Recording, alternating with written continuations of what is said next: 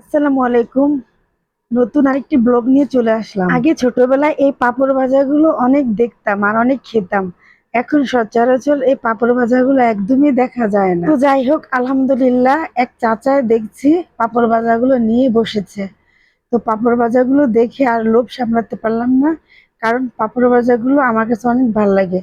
ছোটবেলায় আমি অনেক পাপড় ভাজা খেতে পছন্দ করতাম। এদিকে পাপড় ভাজাগুলো খাচ্ছি আর একটা ছাগল আমাকে ফলো করেছে, আমি পাপড় খাচ্ছি। তো ছাগলটা আমার পিছন পিছন ঘুরতেছে খাওয়ার জন্য। কি আর করলাম, মায়া লেগে গেল। অনেকক্ষণ ঘুরেছি। এবার আমরা ঝালমুড়ি খাবো, একটু ঝাল ঝাল করে ভাবছিলাম চটপটি আর ফুচকা খাবো। ভীষণ ভিড়, যাওয়া যাচ্ছে না, অনেক ভিড়। অনেক ভিড়, অনেক সময় লাগবে। ঝাল ঝাল করে ঝালমুড়ি খাই।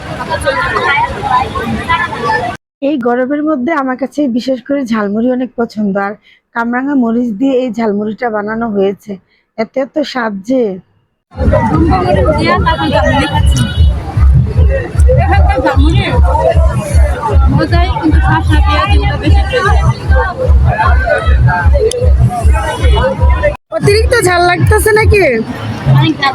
মুড়ি ঝাল খেয়ে? তো এখন ভাইয়াকে বলতেছি শরবত বানানোর জন্য, অতিরিক্ত ঝাল। তো লেবু দিয়ে শরবত বানাচ্ছে। এই যে এই শরবতটা ভীষণ মজা। নাও খাও, খাইয়ে ঠান্ডা হও। ভীষণ ঝাল, অতিরিক্ত ঝালের কারণে আমি এক গ্লাস আগে থেকেই খেয়েছি, তো আবার একটু খাচ্ছি।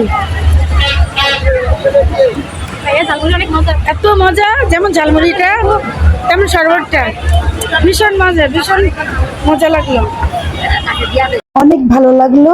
আল্লাহ হাফিজ।